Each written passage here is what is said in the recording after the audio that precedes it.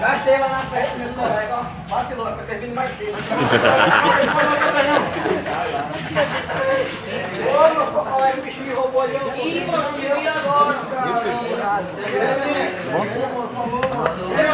Deixa esse tênis aí, mano. Deixa esse tênis aí, mano. Agora deixa. Vamos pagar aqui.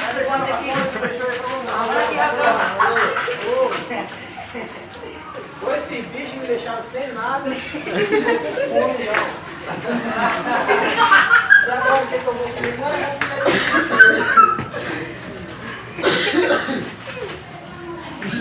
É, até o menino isso aí. Chegar alguém pra pegar dele, né? É lixo do porco, né? É a bola do porco. Ela pega dele. Caralho, que eu tô comendo.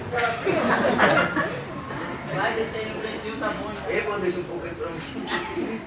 Tira logo isso aí. Vai. Vai, começa.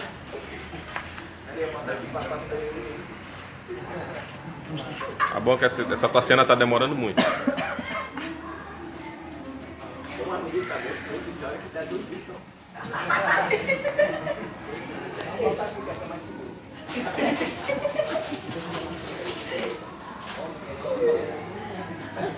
Ô, bicho. Agora o papai agora. É doido, hein? Pai. Como é que tu tá? Tudo bem, menino? Ô, mano. Vacilei ter pegado todo o dinheiro, ó. Dei merda, hein, ó. Gastei tudinho, meus amigos, esses fudeiros aqui, ó. Tava na festa lá comigo, pagando dinheiro dele. Só fizeram gastar meu dinheiro todinho, ainda tive que dar meu sapato pra poder pagar a conta. Não querem me espancar. Tô te falando, meu pai. E agora, o que eu faço? Pode passar a casa. Não, mas eu só tava primeiro, não vou voltar. Mas é o jeito de voltar, né, meu? Não tô sem nada, olha aí, ó. Me roubaram, o cara pagou de dois, só dei feliz a cara dele. Me roubaram, ó, sem nada, eu perdi meu dedo que eu comprei da Nike lá no TikTok 10. Olha, eu perdi tudo aí, Tudo ó. bem, meu filho, tudo bem, você já pode voltar pra casa. É, que bom. Fala direito.